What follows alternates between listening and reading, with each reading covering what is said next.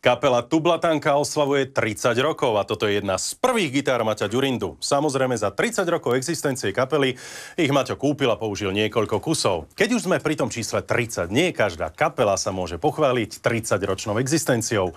Tublatanke sa to podarilo a my sme veľmi radi, že v tejto chvíli môžeme exkluzívne nahliadnúť do jednej z ich skúšobní. Chalani, čaute. Ahoj. Ahoj. Tak čo, Pale, ktorú ti dáme? No tak, tú moju. Nech sa páči. Veľmi sa nám páčilo tie všetky skupiny, ktoré hrali v triách. Chcel som žiť ten život muzikánsky s tými zážitkami a starostiami, ktoré k tomu patria. Chalani rozhodli, že OK, že bereme tohoto mladého fešáka do kapely. Držíme spolu, rozumieme si, vieme sa spolu zabaviť. Pre mňa to je splnený detský sen vlastne hrávať vo veľkej kapele.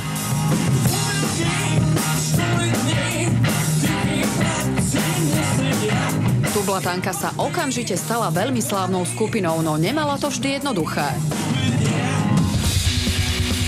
Vydať platňu bol vždycky problém, pretože všetko, čo sa pohlo v bývalom Československu, tak, že to ľudia budú počúvať a zaoberať sa tým, podliehalo predsa len cenzúre.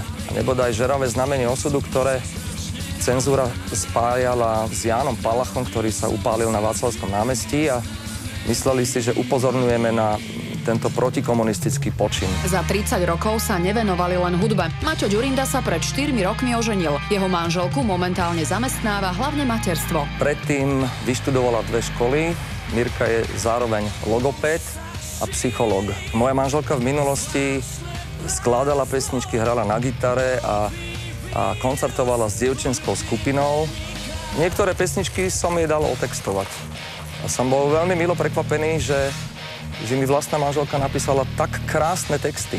Spolu majú 2 deti. Mne sa prvé dieťa narodilo v 46. Nie som toho veľký zastanca, aby sa narodenie dieťaťa odkladalo proste niekedy po 40-ke alebo smerom k 50-ke.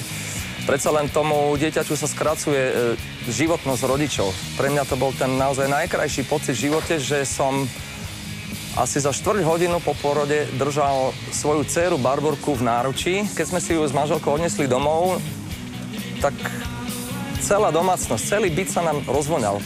Tá vôňa po dieťati, to je niečo krásne.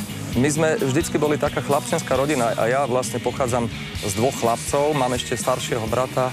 Mama vždycky chcela, aby v rodine sa objavilo nejaké dievčatko. Narodenie dievčatka v našej rodine to bola jedna nádherná chvíľa, na ktorú nikdy nezabudnem. Pribudol mi aj syn Martin, ktorý je ročný, takže som úplne naplnený, pretože mám aj dievčatko, aj chlapčeka a nebránim sa ani, aby v budúcnosti prišlo aj ďalšie dieťa. S rodinkou je to úžasné, 3 deti zamestnávajú obidvoch nás s manželkou, dokonca niekedy samozrejme aj celú našu rodinu, lebo 2 ľudia sú na 3 deti už ozaj málo. Ďuro Topor má už dospelé dcéry, takže sa môže venovať aj svojim záľubám. Veľmi rád varím, rád hostím ľudí, či už u mňa doma, alebo prevádzkujeme s rodinou aj nejaké penzióny. A veľmi rád jazdím na motorke a zaoberám sa autami športovými. Maťo Ďurinda má za sebou krásne, ale aj smutné chvíle. Asi najviac v živote ma mrzí jedna vec, že moja mama nikdy nevidela našu dceru Barborku. To je pre mňa strašne deprimujúci pocit. Jedného dňa som len dostal telefonát, že mama zomrela v Tunisku na dovolenke. Tak som z toho bol rok v depresii a vlastne o necelých 5 rokov to prišlo aj na otca. Otec sa utopil napriek tomu, že bol vynikajúci plavec, ale asi sa mu niečo stalo so srdcom. Ten malý Martinko mi veľmi pripomína môjho otca. Aj Mirka, moja manželka, hovorí, že keď sa na ňo díva, že to je úplný tvoj otec. Tublatanka chce svoju 30-ku osláviť so svojimi fanúšikmi. Takže sme sa dožili. Tohto roku robíme veľké oslavné turné. K nemu chystáme množstvo koncertov na Slovensku a v Čechách. Zároveň sme si prizvali na toto turné teraz už našich kamarátov, virtuózov, sláčikové kvarteto Adventure Strings, ktorí už aj na prvom štartovnom koncerte podali vynikajúci výkon.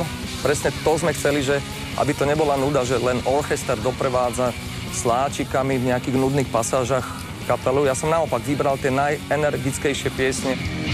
Tešíme sa na všetkých fanúšikov po Slovensku aj v Čechách. spravíme poctivé rokové koncerty k oslavám 30 rokov Tu Blatanka.